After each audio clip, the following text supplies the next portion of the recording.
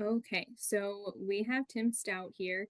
He is going to be chatting about some troubleshooting tips for your solar array, and he is our customer care technician team manager. So Tim, I don't know if you want to start off by telling us a little bit about you, and then we can go from there. Yeah, Steph, sounds good. Thanks. Thanks everyone for turning out. I've seen the list. I've been to some of your houses. I've been on some of your rooftops, and just great to see the number of people who are interested in this. I've been with GreenSpark since 2021. I worked for a company in solar in 2015 and 16 that unfortunately went out of business, but their business model was flawed as they only leased systems. They didn't allow any ownership. So I'm just going to start through my slideshow now. So I lead GreenSpark's operations and maintenance team. There's a group of 4 of us that work on residential systems and commercial systems. So one day we could be at a site with a 5 kilowatt inverter and say 14 panels on the roof. And the next day we could be at a 5 megawatt site out in a farmer's field with like 14,000 systems. So we get to work on small stuff and large stuff. Fun fact, my wife and I will be empty nesters in August when our younger daughter goes to college, and still doesn't get easy because we've got 2 cats and a dog that seem to be relatively needy. In fact, I'm working from home today and I hear the dog snoring, so glad she's relaxed. Um, and if you would in the chat, please enter a number 1 if you have a SMA inverter, number 2 if you have a Solar Edge inverter, a number 3 if you have an N-phase inverter, or number 4 if you have a Tesla inverter. I know there's a few Tesla systems out there.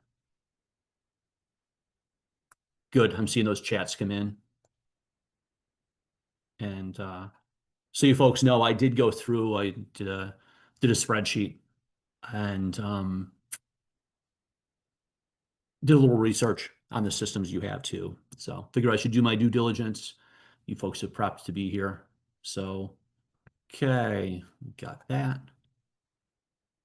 So we're going to go through a couple of things today, actually 5 things. We're going to go through Solar Monitoring 101. We're also going to touch base on understanding your inverter's display and alerts. We're going to look at navigating your solar monitoring dashboard. We are going to look at some common troubleshooting issues, and then we'll open it up for a Q&A. In my time with GreenSpark, we often get phone calls or HubSpot inquiries or emails that say, my system's not producing. Folks often are looking at their app and they're seeing a disconnect somewhere. They're not seeing what they expect on the screen. There's a couple of different reasons for that. Most of the time, the system is producing, it's just not communicating that it's producing. It can be a communications issue, and I just want to let everyone know that solar does not need communications to work. Communications do allow for remote monitoring, but you don't need to have communications on your system for you to be able to use the wattage that your system's producing in your house. And you don't need communications to get the credits you get from RG&E or an iSeg or an Agri-Mohawk in that case. So just want to put that out there. Next step, understanding your inverter's display. Some of our customers have SMA inverters. These are pretty simple screens. You will actually tap with your knuckle on the screen to see what's going on. As you tap between screens, you'll see different information.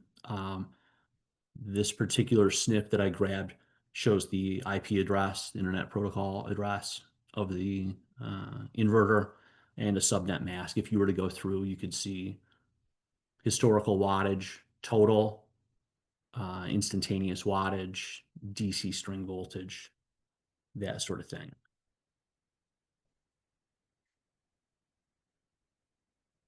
Some of the Solar Edge inverters out there have displays. Some of the older units have displays. So on the left, you can see server is LAN, local area network. So it's an Ethernet cable that's been run to that inverter.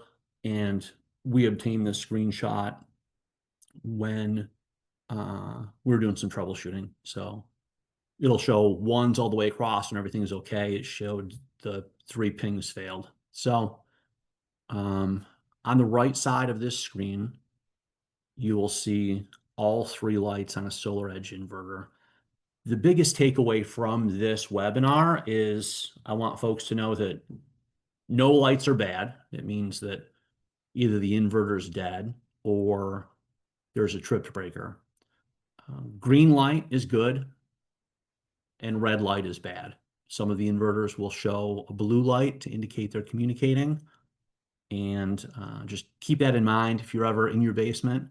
Look for green lights. If you see a red light, give us a call or reach out via email, and we can walk you through the next part of the troubleshooting.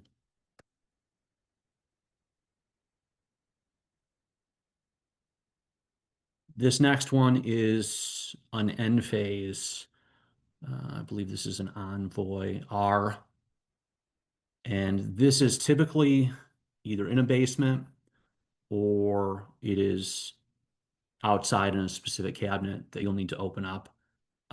Again, green lights and red lights. It's a mix of different things that are happening here. I believe this was also obtained while we were doing some troubleshooting.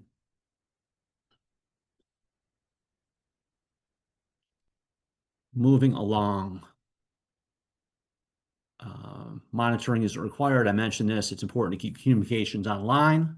Allows for remote troubleshooting, either by GreenSpark or by the manufacturer. A lot of these manufacturers, including Enphase, are more than happy to talk straight to the customer about any troubleshooting that has to be done. Sometimes they can give you all the information you need so that if it's on the weekend, if it's at night, you have time to do a call to them or do a chat with them. They can get you the information you need.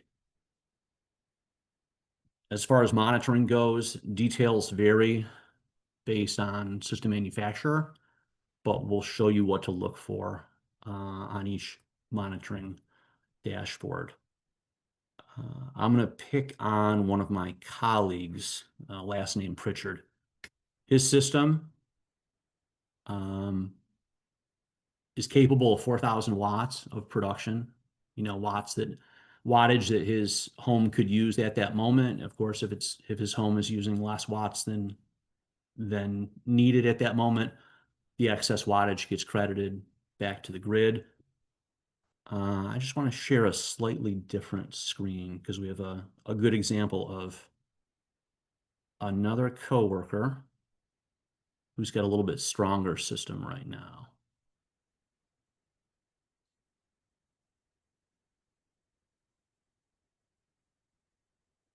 Bear with me. Okay, got it.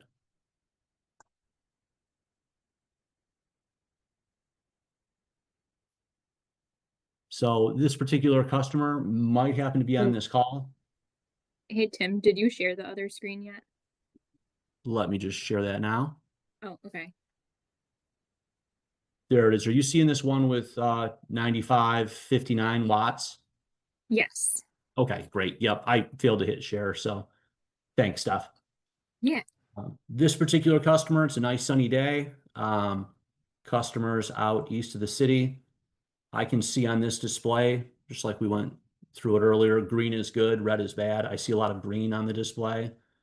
This particular customer, I know from looking at it, she can produce up to 14,000 watts instantaneously, and her system just went over 10,000 watts. So depending on how much she's using, she's getting credit back from the grid. It's the perfect time if she, wants to run a lot of appliances. There are systems that use everything that they produce. there are customers who use at any given time much less than what they're capable of. So I'll compare this one back to Pritchard's, and at any given time, based on clouds, based on conditions, one system can work a little bit different than the others. And I'm just going to switch back to our slideshow.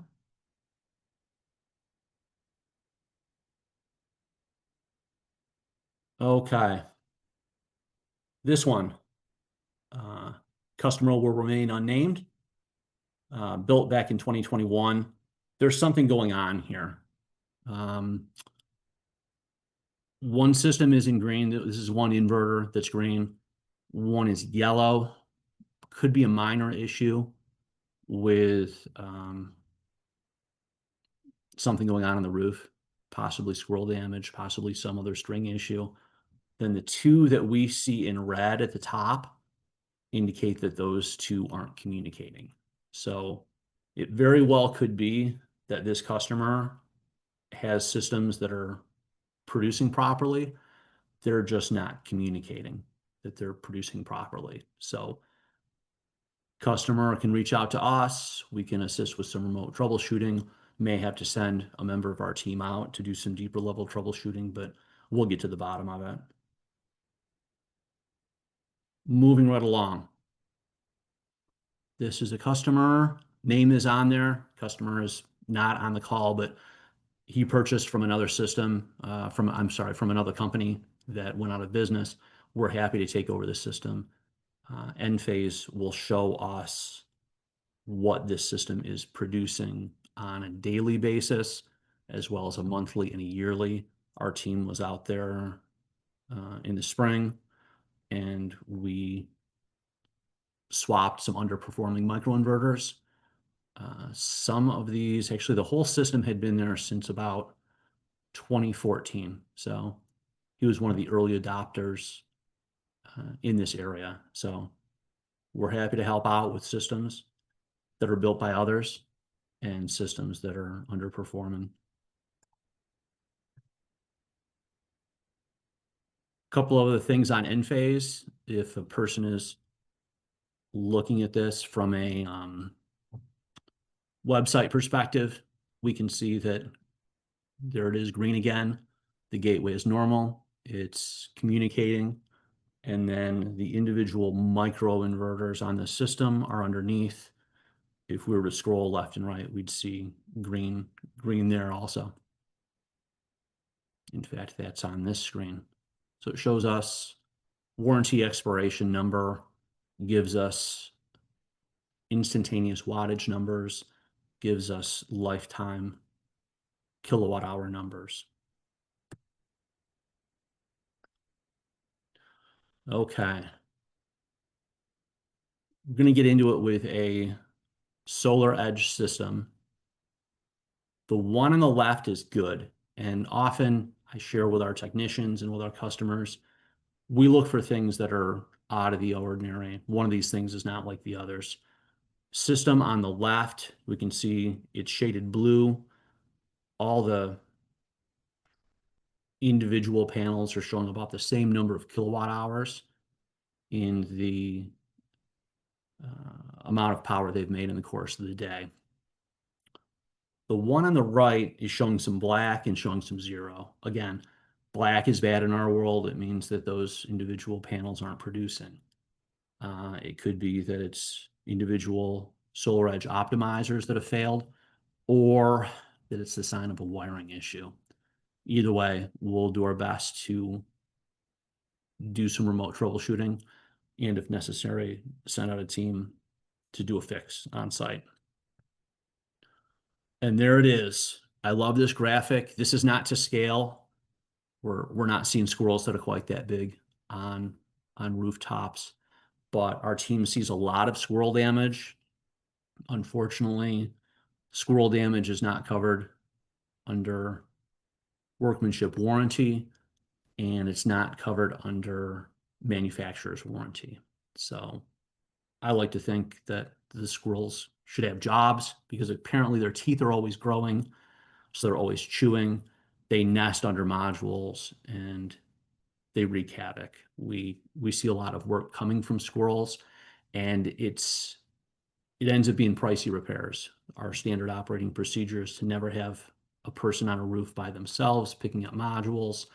So it's two people to the roof for a full day, can easily be $1,000. So keep an eye out for squirrels on your roof. Keep an eye out for nesting. We have a solution. Um, Unfortunately, once the squirrels get in there, they figure out that being under a solar panel is a really safe spot for them. They can nest there.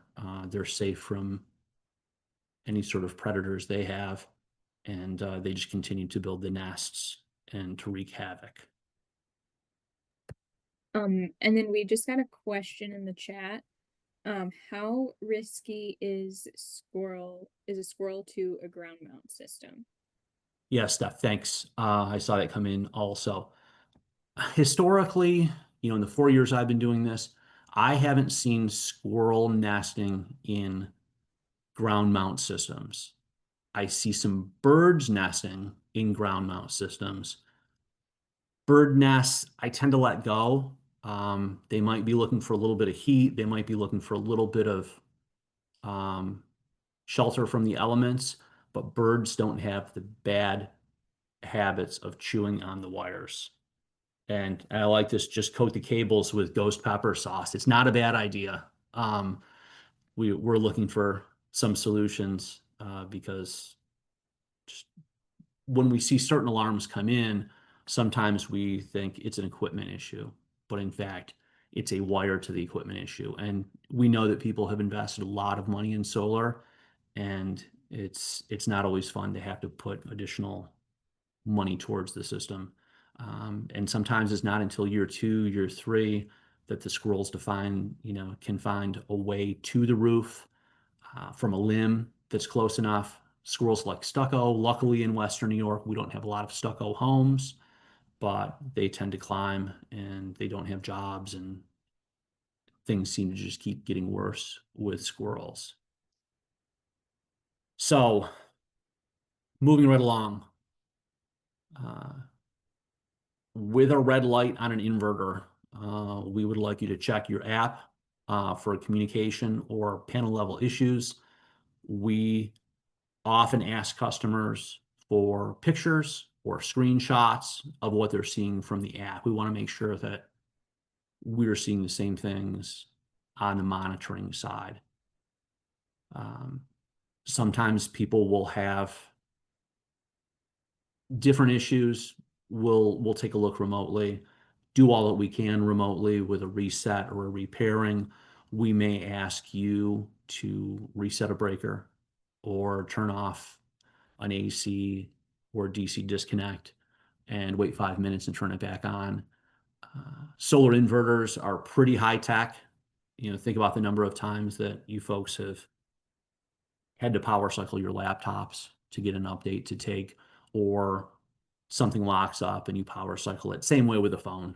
We're supporting some pretty smart devices out there, and sometimes they just need to be turned off and turned back on. So red lights typically are bad. We'll do our best to fix it remotely. Also, no lights are bad. If you're used to walking through your basement and there's typically a green light on that inverter during the day, it's producing, you don't see a green light, it could be a tripped breaker. If you're comfortable doing it, we ask that you reset that tripped breaker. And in fact, that's a good thing to talk about now. To reset a tripped breaker, you have to turn it all the way into the off position and then turn it back on. You can't go from a tripped position in the middle to the on position. You gotta hit off first. Another thing our team has seen a lot of in the greater Rochester area is people switch from Spectrum to green light. And that's great. You're getting faster speeds, you're having less latency, but our team has to assist in communications set up between the inverter that's always been on the Spectrum router that now is going to be on your green light router. So it's a little high tech, but we ask that if you do change your internet service provider, stick with the same access point name. I did this at my house. I'm not overly high tech, but I'm like, look, all our devices are used to seeing a certain number, and I'm going to stick with the same password. So if you can, it makes it a lot easier for the devices that are talking on your network. So internet connections were our first step of any troubleshooting of a system issue is to have you turn things off and turn things back on. So we can email you these directions. I think they may be in the owner's manuals um, that are emailed out after a system gets permission to operate. So there's typically going to be a disconnect for the DC, that's a direct current that's coming off the roof. And then there's another disconnect that's a backfed breaker or DC or AC disconnect switch that is for alternating current. So you'll turn stuff off, you wait 5 minutes, turn it back on, and then let us know if the issue has resolved itself. Similar for these older models, just a little bit different process with which knob is which and what's getting turned off. And then Solar Edge, there's a toggle switch and then a dial on the bottom. Again, it's good to wait 5 minutes after you turn off AC and after you turn off DC. There's capacitors within the inverter that hold a charge, and it takes a little over 4 minutes for those capacitors to dissipate their charge. End phase inverter reset, similar. Sometimes there's equipment that's outside your home. It'll be well marked. It'll have warning stickers on it. You can open the outer cabinet. If you look in, see a red light, that's indicative of a problem. And there are some breakers in that AC combiner panel that can be turned off and turned back on. Customer resources. So our web page is great. There's a lot of information there. There seems to be more information there every time I go. You can get tax information. There's a checklist there. You can leave us a review of a great experience. If you've got a friend that's interested in solar, you can do a referral. We also assist in reading and analyzing utility bills that folks get. That last part, utility bill analysis is a chargeable item. Most of the time, people think it's worth the money to have things analyzed, especially if you're seeing something happen with our local utility that you feel is unusual. I feel like there's some things that our utility is trying to hide there. And then the last page that I have is we're seeing quite a few system expansions. Customers that came to us and back in 2017, 2018, they've made some changes in their home. They may have gone from gas furnace to heat pumps. They have more of a need for electricity. If they've added an EV, there's more of a need for electricity. So they will do a system expansion. Saw one recently down the road, and it's great to see. Also, battery storage. If anyone is considering purchasing a fully automatic standby generator, please reach out to us and get a price on a battery storage system. Oftentimes it's competitive with critical loads. We want to pollute less. We know that everyone likes power. We could at least get relatively straightforward power to your fridge, to a furnace, to your internet, just so the times that we have power outages are minimal from an impact standpoint. EV charging, we've seen plenty. We will continue to support those. And then the last thing is AMP, three-letter acronym for an active monitoring program. It allows our team to do, just as the name implies, active monitoring and diagnostics and support. Systems that have been out there a while may have some needs that come up where active monitoring could be worthwhile. So seeing Mark Thompson in the chat, can a Franklin battery be added to an existing Powerwall 3 and gateway? That I don't know. I'm not on the design side. Franklin is new to us. We'll check into it and let you know. Um, there are some different systems out there that are AC coupled versus DC coupled. It's great to see the expansion of easily accessible battery storage, that there's more options out there, and the systems are growing in size. So I've been talking a lot, covered a lot of ground. Uh, let's open it up for any Q&A that you folks have. I'll be Hey, monitoring that. hey Tim, there's one other question in there. How accurate is the energy monitor in my Enphase system? My national grid number did not agree with my Enphase app.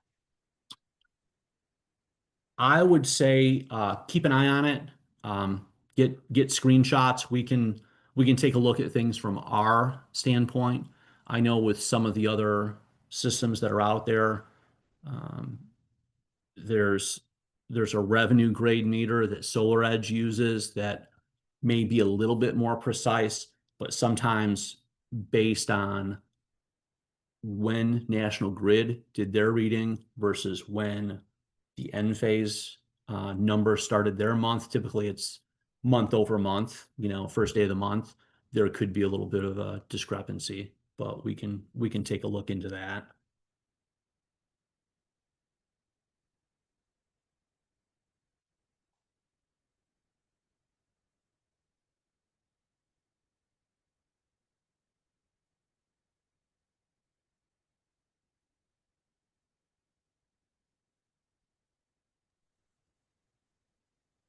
If anyone has any other questions, you can feel free to add them in the chat.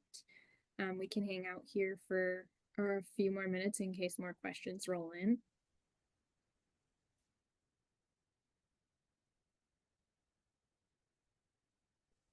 Okay, we got a couple more. What happens to excess power that goes to the grid? Do we get that power back? And if so, what is the advantage of having a battery? Yeah, excellent question. Mr. O'Connor, I've been in your house. I remember working on your SMA inverter, so good to have some familiar faces and names in here. Um, the excess power that goes to the grid, your neighbors are using it. The grid is the biggest machine out there, biggest, most complex machine. So power that's produced is used within milliseconds. I could be wrong on that. It's used pretty quickly after it's produced. So where you are, depending on what you're using at the house, you're pushing excess back to the grid. Your neighbor or somebody is using that. It's being used somewhere. And the nice thing is with net metering agreements, you do get credit for all the watts, kilowatts that you put out there to the grid. As far as getting the power back, it's sort of like that. It's more crediting that you get a credit for those watts that you push out to the grid during the day. And then at night, when your solar is not producing power, you're buying that wattage back from the utility. And really, we look at inverter production over the course of a year. If in December, November, December, you are at a deficit, then it's time for us to pay good attention to it. We have some customers who have more time than others, and they will watch every cloud and they'll say, oh, we're down to a tenth of what we're capable of. But clouds pass and system comes back up. So the advantage of having a battery, Rodney, is you can use your own power that you've accumulated during the course of the day. The bigger advantage of a battery is um, backup in case of a utility outage. Second one in here, inverters and battery systems produced. Yeah, the installation of communication devices, battery systems, the ability to shut down the grids. Any thoughts on this? You don't have to have monitoring unless you're part of our active monitoring program. If you have a LAN cable attached to your inverter, you can remove it. You can remove communications to your router. I like to think of it this way. Folks spend a lot of money for solar, and solar is yours. This is something you've purchased. So kind of think of it like a pool that you add or a hot tub that you add or anything else. There may be some maintenance that's required on your behalf, but communications doesn't have to be part of it if there's ever a concern. As far as where inverters are being produced, Enphase microinverters are being produced here in the US. I believe that SolarEdge still is manufacturing in Israel.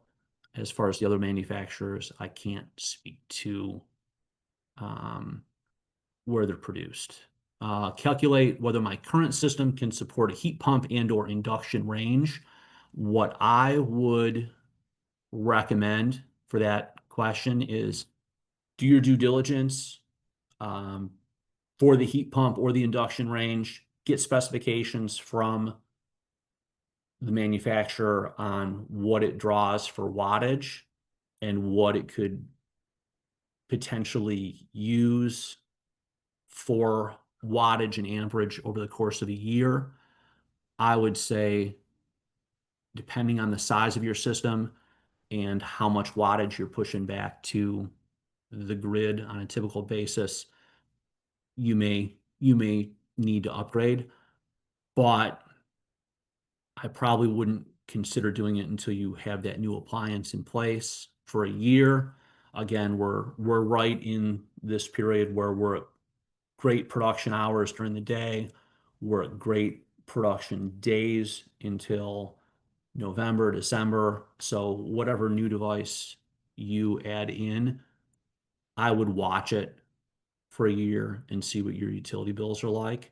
And then if it looks like you do need to do an expansion, we're more than happy to help. And it looks like we're getting towards the end. How is solar doing within the current political climate?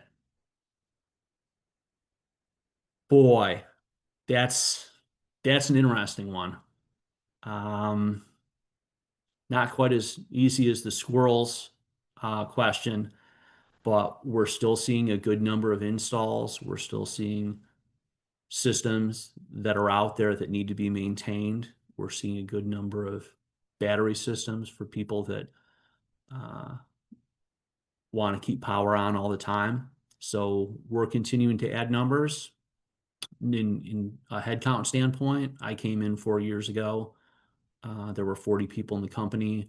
Last time I checked, I believe we were at about 160.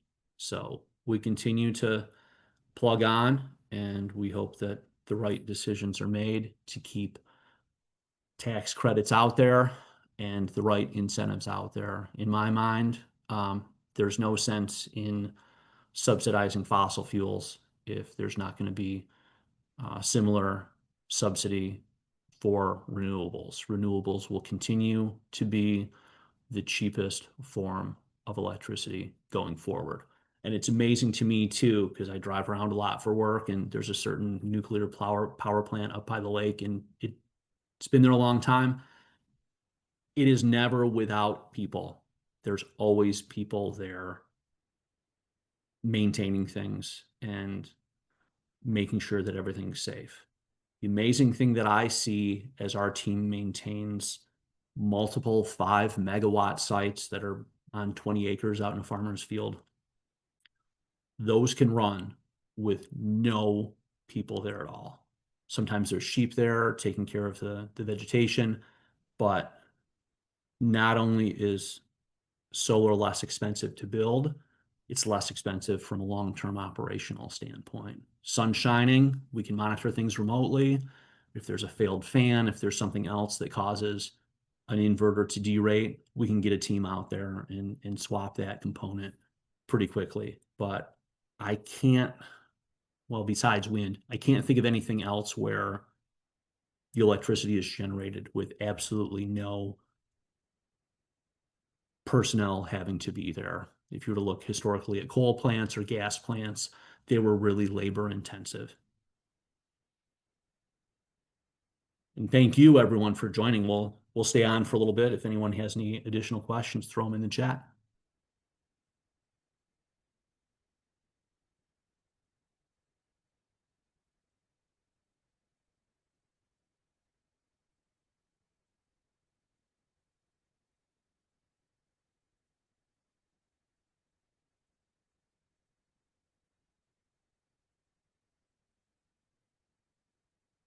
Yeah, you folks are very welcome. We had a good turnout in this, and I grew up in a place where there were three stations, three major networks, and one of the stations had an ad, and it was a guy talking about how educated consumers are the best customers. And one of the things that drew me back to solar was just really passionate, educated customer base, and that shows in people taking in a webinar and learning more about their system. So thank you for being part of it.